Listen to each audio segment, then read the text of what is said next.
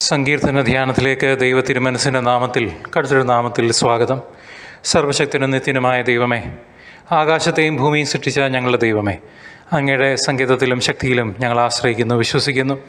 ഭയവും അരക്ഷിതാവസ്ഥയും നിറഞ്ഞ ഈ ലോകത്ത് അങ്ങ് ഞങ്ങളുടെ കൂടെയുണ്ട് എന്ന ഉറപ്പോടെ ഞങ്ങൾ അങ്ങയുടെ സന്നിധിയിൽ അണയുന്നു. പിതാവേ, നമ്മുടെ സ്വർഗീയ പിതാവിൻ്റെ മഹത്വത്തെ ആരാധിക്കുകയും നമ്മെ ഈ നിമിഷവും ജീവിപ്പിക്കുന്ന അവിടുത്തെ അനന്തമായ കരുണയ്ക്കും ദയയ്ക്കും അവിടുന്ന് നൽകിയ ദിവ്യമായ ഉദ്ദേശം പിന്തുടരുവാനുമുള്ള അവസരത്തിനും ഹൃദയപൂർവ്വം നന്ദി പറയുകയും ചെയ്യാം.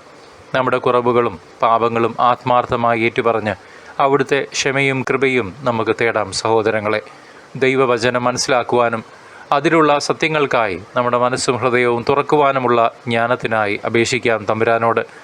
ഞങ്ങളുടെ ഈ യാചനകൾ ദയാപൂർവം ശ്രവിച്ച് ഉത്തരമരുളണമേ. ആമേൻ. പരിശുദ്ധാത്മാവെ, എഴുന്നള്ളി വരണമേ. കർത്താവെ, ഇതാ ഞങ്ങൾ അവിടുത്തെ വചനത്തിനായി ദാഹിക്കുന്നു, ഞങ്ങളിൽ വന്ന് നിറയണമേ. 98-ാം സങ്കീർത്തനം. കർത്താവ് ഭൂമിയെ വിധിക്കാൻ വരുന്നു. കർത്താവിനൊരു പുതിയ കീർത്തനം ആലപിക്കുവിൻ. അവിടുന്ന് അത്ഭുത കൃത്യങ്ങൾ ചെയ്തിരിക്കുന്നു. അവിടുത്തെ കരവും വിശുദ്ധ ഭുജവും വിജയം നേടിയിരിക്കുന്നു. കർത്താവ് തൻ്റെ വിജയം വിളംബരം ചെയ്തു. അവിടുന്ന് തൻ്റെ നീതി ജനതകളുടെ മുൻപിൽ വെളിപ്പെടുത്തി. ഇസ്രായേൽ ഭവനത്തോടുള്ള തൻ്റെ കരുണയും വിശ്വസ്തതയും അവിടുന്ന് അനുസ്മരിച്ചു. ഭൂമിയുടെ അതിർത്തികൾ നമ്മുടെ ദൈവത്തിൻ്റെ വിജയം ദർശിച്ചു. ഭൂമി മുഴുവൻ കർത്താവിന് ആനന്ദഗീതം ആരംഭിക്കട്ടെ. ആഹ്ലാദാരവത്തോടെ അവിടുത്തെ സ്തുതിക്കുവിൻ. കിന്നരം മീട്ടി കർത്താവിന് സ്തുതികൾ ആലപിക്കുവിൻ. വാദ്യഘോഷത്തോടെ അവിടുത്തെ പുകഴ്ത്തുവിൻ. കൊമ്പും കാഹളവും മുഴക്കി രാജാവായ കർത്താവിൻ്റെ സന്നിധിയിൽ ആനന്ദം കൊണ്ട് ആർപ്പിടുവിൻ. സമുദ്രവും അതിലുള്ളവയും ഭൂമിയും അതിലെ നിവാസികളും ഉച്ചത്തിൽ സ്വരമുയർത്തട്ടെ. ജലപ്രവാഹങ്ങൾ കരഘോഷം മുഴക്കട്ടെ. കർത്താവിൻ്റെ മുൻപിൽ പർവ്വതങ്ങൾ ഒത്തൊരുമിച്ച് ആനന്ദ കീർത്തനം ആരംഭിക്കട്ടെ. അവിടുന്ന് ഭൂമിയെ വിധിക്കാൻ വരുന്നു. അവിടുന്ന് ലോകത്തെ നീതിയോടും ജനതകളെ ന്യായത്തോടും കൂടെ വിധിക്കും. ദൈവജനമേ, സങ്കീർത്തനം 98-ാം അധ്യായത്തിൻ്റെ തുടക്കം തന്നെ ആഹ്ലാദം നിറഞ്ഞതാണ്. കർത്താവിനൊരു പുതിയ ഗാനം ആലപിക്കുവിൻ. അവിടുന്ന് അത്ഭുത കൃത്യങ്ങൾ ചെയ്തിരിക്കുന്നു. അവിടുത്തെ വലതു കൈയും വിശുദ്ധ ഭുജവും അവിടുത്തേക്ക് വിജയം നേടിയിരിക്കുന്നു. ഇത് കേവലം ഇസ്രായേൽ ജനതയ്ക്കുള്ള ഒരു പാട്ടല്ല, മറിച്ച് എല്ലാ ജനതകൾക്കും വേണ്ടിയുള്ള ഒരു രക്ഷയുടെ ആഘോഷ ഗാനമാണ്. കാരണം ദൈവത്തിൻ്റെ വിജയം ഇസ്രായേലിന് മാത്രമല്ല, ലോകം മുഴുവനുമുള്ള ജനതകൾക്കും വേണ്ടിയാണെന്ന് സങ്കീർത്തകൻ പറയുന്നു. പുരാതന ഇസ്രായേലിൽ ദൈവം അവരുടെ ശത്രുക്കളിൽ നിന്ന് അവരെ രക്ഷിച്ചപ്പോൾ ഈ സങ്കീർത്തനം പാടിയിരിക്കാം. ഇത് ഒരു യുദ്ധത്തിലെ വിജയത്തെക്കുറിച്ചും ആകാം, അല്ലെങ്കിൽ ബാബിലോൺ പ്രവാസത്തിൽ നിന്നുള്ള മടങ്ങിവരവിനെക്കുറിച്ചുമാകാം. എബ്രായർക്ക് രക്ഷ എന്നത് ദൈവത്തിൻ്റെ നീതിയുടെ ഒരു പ്രവൃത്തിയാണ്. ഈ സങ്കീർത്തനത്തിൽ ദൈവം ഇസ്രായേലിനോടുള്ള തൻ്റെ കാരുണ്യവും വിശ്വസ്തതയും അനുസ്മരിക്കുന്നതായി പറയുന്നുണ്ട്. ഈ രക്ഷയെക്കുറിച്ച് എല്ലാ ജനതകളും മനസ്സിലാക്കുകയും അത് ആഘോഷിക്കുകയും ചെയ്യണമെന്ന് സങ്കീർത്തകൻ ആഗ്രഹിച്ചു. സങ്കീർത്തനം 98-ാം അധ്യായം ദൈവത്തിൻ്റെ രക്ഷയുടെ സാർവത്രിക സ്വഭാവം വെളിപ്പെടുത്തുന്ന ഭാഗമാണ്. ദൈവത്തിൻ്റെ നീതിയും ശക്തിയും എല്ലാ ജനതകൾക്കും വെളിപ്പെടുത്തപ്പെട്ടിരിക്കുന്നു. അവിടുന്ന് സ്വന്തം ശക്തിയാൽ വിജയം നേടുന്നു. ഇത് മനുഷ്യൻ്റെ ശക്തിയിലോ യുദ്ധങ്ങളിലോ അല്ല, മറിച്ച് ദൈവത്തിൻ്റെ ശക്തിയിലും നീതിയിലും വിശ്വസിക്കാനുള്ള ഒരു ക്ഷണമാണ്. സമുദ്രങ്ങളും നദികളും പർവ്വതങ്ങളും ഉൾപ്പെടെ പ്രപഞ്ചം മുഴുവൻ ദൈവത്തെ സ്തുതിക്കാൻ ഒരുമിച്ച് ചേരണമെന്ന് സങ്കീർത്തന ഭാഗം ആവശ്യപ്പെടുന്നു. ദൈവത്തിൻ്റെ നീതിയോടുള്ള ഈ പ്രതികരണം പ്രപഞ്ചം മുഴുവനും സംഭവിക്കുമെന്ന് സൂചിപ്പിക്കുകയും ചെയ്യുന്നു. സഹോദരങ്ങളെ, വിശുദ്ധ ജോൺ ക്രിസോസ്റ്റം പറയുന്നു, കർത്താവിനെ സ്തുതിക്കുന്നത് നമ്മുടെ പ്രാർത്ഥനകൾക്ക് ശക്തി നൽകുന്നു. അവിടുത്തെ മഹത്വത്തെക്കുറിച്ച് ചിന്തിക്കുന്നത് നമ്മുടെ ഹൃദയത്തിൽ സന്തോഷം നിറയ്ക്കുന്നു എന്ന്. നമ്മുടെ ഈ ലോകം പലതരത്തിലുള്ള വിഗ്രഹങ്ങളെ ആരാധിക്കുന്ന അവസ്ഥയിൽ തുടർന്നുകൊണ്ടേയിരിക്കുന്നു.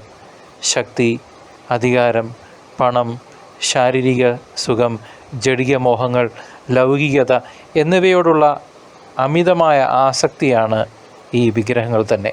ഇവയെ ആരാധിക്കുന്നവർക്ക് പലപ്പോഴും ദൈവത്തിൻ്റെ മഹത്വം കാണുവാൻ കഴിയാതെ വരുന്നു. പലരും ദൈവത്തിൻ്റെ ശക്തിയെയും നീതിയെയും ചോദ്യം ചെയ്യുന്നു. നമ്മുടെ ആധുനിക തരത്തിലുള്ള പാപങ്ങളിൽ പലതും ദൈവത്തിൽ നിന്നുള്ള അകച്ചയിൽ നിന്ന് ആണ് ഉത്ഭവിക്കുക. നാം പരസ്പരം വിഭജിക്കപ്പെടുന്നു, ദുർബലരെ ചൂഷണം ചെയ്യുന്നു, സത്യത്തെ അവഗണിക്കുന്നു. ബുദ്ധിമുട്ടുള്ളവരെ നാം താങ്ങുന്നുണ്ടോ? ഇല്ല.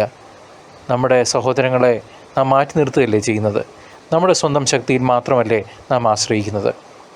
സഹോദരങ്ങളെ, ചിന്തിക്കാം, തിരുത്താം, മടങ്ങി വരാം ഇന്ന് തന്നെ നമ്മുടെ സ്വർഗസ്ഥനായ അപ്പൻ്റെ അടുക്കിലേക്ക്. സങ്കീർത്തനം 98 നമ്മെ പാപത്തിൽ നിന്ന് പിന്തിരിഞ്ഞ ദൈവത്തിൻ്റെ രക്ഷയെ ആഘോഷിക്കാൻ ക്ഷണിക്കുന്നു. തിന്മയുടെ വഴികൾ ഉപേക്ഷിച്ച് ദൈവത്തിൻ്റെ കാരുണ്യത്തിലും വിശ്വസ്തതയിലും വിശ്വസിച്ച് അവിടുത്തെ സ്തുതിക്കാം, പാടി പുകഴ്ത്താം. പുതിയ ഗാനം എന്നത് നമ്മുടെ ജീവിതത്തെ ദൈവത്തിന് സമർപ്പിച്ചുകൊണ്ടുള്ള പുതിയൊരു തുടക്കവുമാണ്. അത് ഈ നിമിഷം ഇന്ന് തന്നെ ആവണം. പാപങ്ങളുടെ വിഗ്രഹാരാധന ഉപേക്ഷിച്ച് അവിടുത്തെ നീതിയിൽ ആശ്രയിച്ച് ജീവിക്കാൻ നമുക്ക് മാനസാന്തരപ്പെടാം. യേശുക്രിസ്തുവിൻ്റെ ജനനം, മരണം, ഉത്ഥാനം എന്നിവയിലൂടെയാണ് ഈ സങ്കീർത്തന ഭാഗം പൂർണ്ണമായി നിറവേറുന്നത്. കർത്താവാണ് ഈ സങ്കീർത്തനം പ്രവചിച്ച രക്ഷ. ഈശോ എന്ന പേരിന് ദൈവം രക്ഷിക്കുന്നു എന്നാണല്ലോ അർത്ഥം. അവിടുത്തെ കുരിശുമരണം പാപത്തിൻ്റെ മേലുള്ള ദൈവത്തിൻ്റെ അന്തിമ വിജയമാണ്.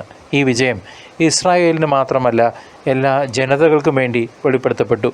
വിശുദ്ധ ലൂക്കായുടെ സുവിശേഷത്തിൽ യേശുവിനെ കയ്യിലെടുത്ത് ശിമിയോൻ പറയുന്നു, എൻ്റെ കണ്ണുകൾ നിൻ്റെ രക്ഷ കണ്ടു, നീ സകല ജനതകളുടെയും മുൻപിൽ ഒരു പ്രകാശമായി ഒരുക്കിയിരിക്കുന്നു.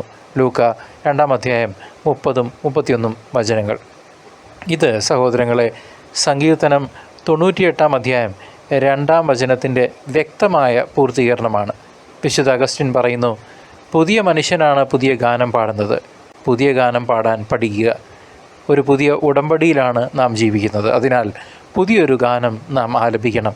യേശു ക്രിസ്തുവിലൂടെ ലഭിച്ച പുതിയ ജീവിതത്തെയാണ് ഈ പുതിയ ഗാനമായി സൂചിപ്പിക്കുന്നത്. ആ ഗാനം നമ്മുടെ ജീവിതമായി നാം ആലപിക്കേണ്ടിയിരിക്കുന്നു. പ്രിയ സഹോദരി സഹോദരന്മാരെ, കർത്താവിൻ്റെ അത്ഭുതകരമായ രക്ഷയെ നമുക്ക് പുതിയ ഗാനത്തോടെ, നമ്മുടെ പുതിയ ജീവിതമാകുന്ന ഈ മനോഹരമായ ഗാനത്തോടെ പാടിപ്പുകഴ്ത്താം, സ്തുതിക്കാം. നമ്മുടെ ജീവിതം ദൈവത്തിന് സാക്ഷ്യമായി, ക്രിസ്തു സാക്ഷ്യമായി മാറ്റാം. അവിടുന്ന് പാപത്തിൽ നിന്നും മരണത്തിൽ നിന്നും നമ്മെ രക്ഷിച്ചു. തിരിച്ചറിയാം, തിരുത്താം, ഇന്ന് തന്നെ മടങ്ങി വരാം നമ്മുടെ അപ്പൻ്റെ അടുത്തേക്കിലേക്ക്. ഈ രക്ഷയുടെ സന്തോഷം നമ്മുടെ ജീവിതം കൊണ്ട് നമുക്ക് ലോകത്തിന് വെളിപ്പെടുത്തി കൊടുക്കാം. സ്നേഹം പങ്കുവയ്ക്കാം. അവിടുത്തെ നീതിയിൽ വിശ്വസിച്ച് എല്ലാ പാപങ്ങളും വെറുത്തുപേക്ഷിച്ച് നമുക്ക് ആഹ്ലാദത്തോടെ അവിടത്തേക്ക് കീർത്തനങ്ങൾ ആലപിക്കാം. നമുക്ക് പ്രാർത്ഥിക്കാം. കർത്താവായ ദൈവമേ, വചനം ശ്രവിക്കുന്ന ഞങ്ങളുടെ ഓരോരുത്തരുടെയും ജീവിതങ്ങളെ അങ്ങ് അറിയുന്നല്ലോ. അവിടുന്ന് ദാനമായി നൽകിയ ഈ ജീവിതത്തെ ഞങ്ങളുടെ വിശ്വാസരാഹിത്യത്തെ പരിഗണിച്ചുകൊണ്ട് തൃപാദത്തിൽ സമർപ്പിക്കുന്നു. നാഥ, തിരിച്ചോരയാൽ കഴുകി പരിശുദ്ധാത്മ അഭിഷേകത്താൽ നിറയ്ക്കണമേ. ആബാപിതാവേ, അവിടുത്തെ ഹിതം ഞങ്ങളുടെ ജീവിതങ്ങൾ വഴിയായി നിറവേറുവാൻ അവിടുത്തെ വഴിയിൽ കൂടി മാത്രം ഞങ്ങളെ നടത്തണമേ.